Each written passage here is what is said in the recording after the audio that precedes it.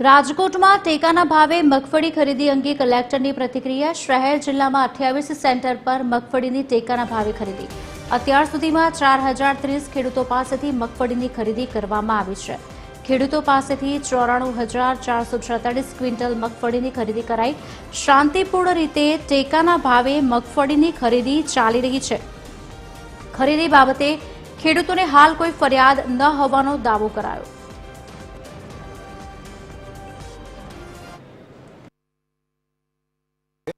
Initial ડેઝમાં અમે રફતાર ધીરે રાખી હતી, જેથી સેન્ટર્સ જે છે અને નાના મોટા જે ટ્રાન્સપોર્ટેશન, લેબર, ગોડાઉન અથવા પ્રોક્યોરમેન્ટની પ્રોસિજર છે આમાંથી ઝડપથી નીકળી શકે। હવે આ બધું સ્ટ્રીમલાઇન થઈ ગયું છે અને વધુમાં વધુ ખેડૂતોને મેસેજ કરીને ઝડપથી લેવા માટે પ્રયત્ન કરવામાં આવશે।